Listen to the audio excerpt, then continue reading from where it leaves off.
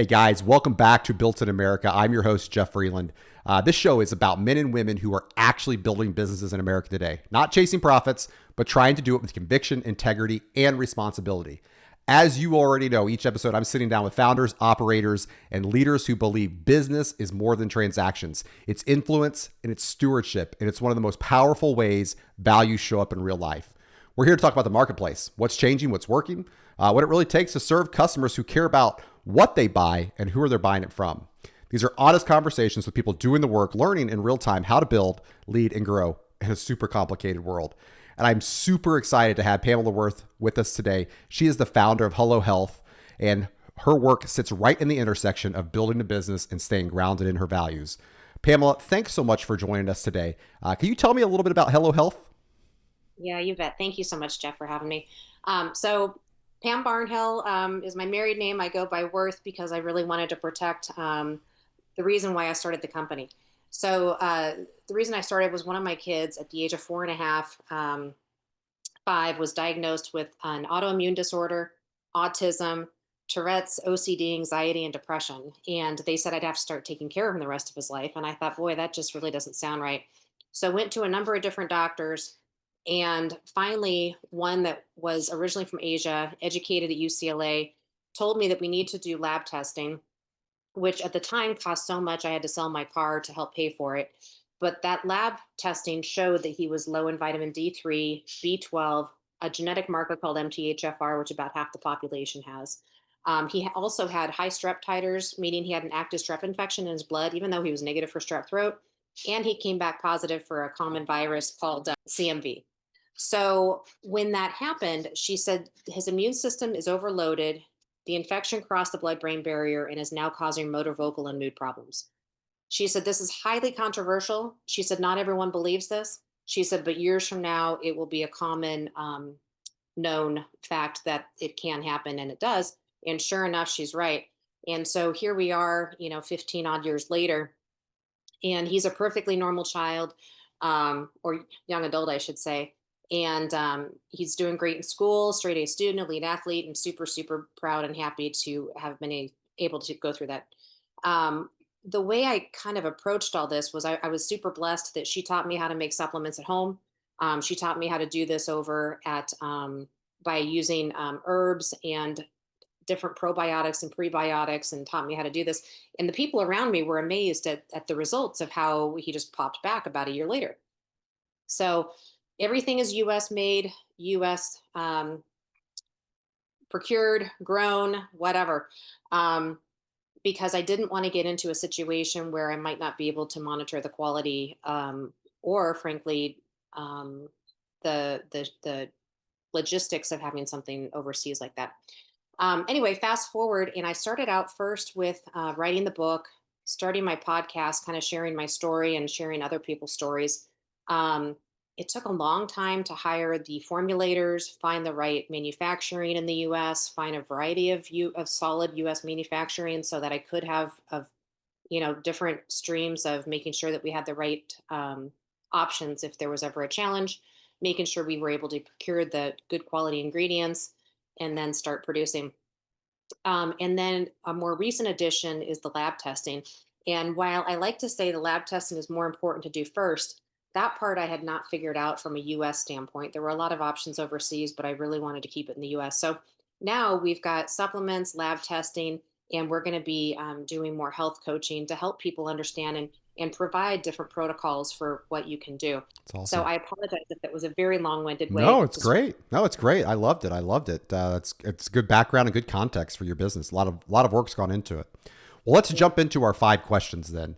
Question one: how does your business help people live out their values when they spend their money? Yeah, I mean, we try and keep everything as affordable as we can. So while I had to sell my car to pay for lab testing, it's like 10% of what I had paid for years ago to get a complete workup of genetics, viral, bacterial, vitamin. So I try and keep things very, very cost effective. Um, and I try and keep the supplements around $20 or less, and they are high quality. And so the hard part is you're competing with crappy overseas stuff, which is cheaper, or you're competing with other US made things, which are far more expensive, like 3 or 4x. And so I'm really trying to maintain very tight margins while still helping people. And that's not always been easy, but that's what we're really on the path Got to it. do. Yeah. All right. Question 2. What does building and growing your business in America mean to you personally? Oh gosh.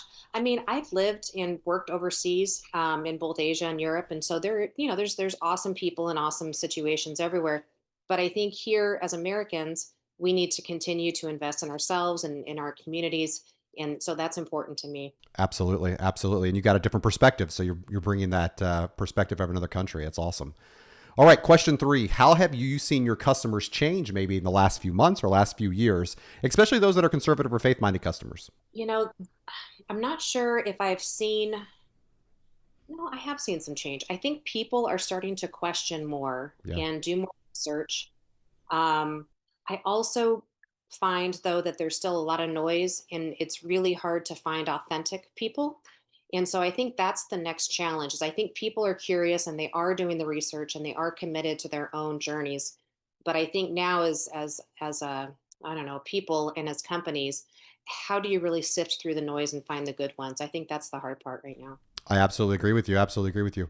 Um, it's becoming harder and harder. That's why we're doing this podcast, right? We're just having conversations with normal people who are building their businesses and trying to give access to consumers for that reason. All right, question 4: What values guide the way that you lead your team and serve your customers? I really love trying to be authentic. Even though it may or may not resonate with everyone, I like to be transparent. And that always doesn't come across great. Like I've had people say, well, what should I do? And I said, well, you need to cut the sugar first. That's the first step is cut that sugar out because it's really feeding a negative cycle in the body to really help it clean itself up. And we all love sugar. And then some people will say, well, I just can't do that. And I say, you can because you're literally the one buying the stuff with the sugar. So, you know, if you can really, the hard part is again, trying to be authentic and transparent and help guide people as much as you can. Being, again, going back to being cost effective, value based, really trying to provide that North Star to people. Yeah, yeah, yeah. You're the one buying the sugar, so can't versus want to are two separate things. I talk to my kids about that all the time. You can't and you want to do something. Those are two different things. So definitely resonates. All right, last question. This is my favorite question.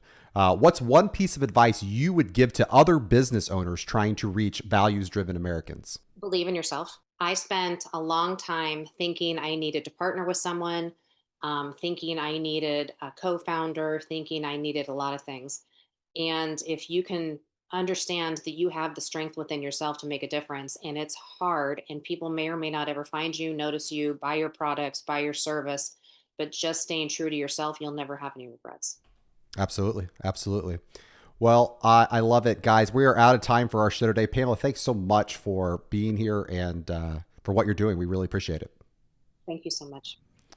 Guys, that's a wrap on our show today. As I said, I hope today's conversation encouraged you, reminding you that building a business in this country is more than profits. It's about values, it's about people, it's about long-term impact. If you enjoyed this episode, make sure you check out our weekly Liberty Spenders podcast. You can find it right here on YouTube, where we go deeper into how Americans are choosing to live out their values with where and how they spend their money. And if you're a business owner or a leader or a brand that wants to better understand how to serve values-driven Americans, check out libertyspenders.com. You can book a meeting with myself or any of the team. We'll be happy to talk with you. Last but not least, if you or maybe you know someone who would be a good guest here on Built in America podcast, head over to builtinamericapodcast.com. You can learn more and apply to be a guest on the show. Thanks for listening, guys. Thanks for supporting American-built businesses, and we'll see you next time on Built in America.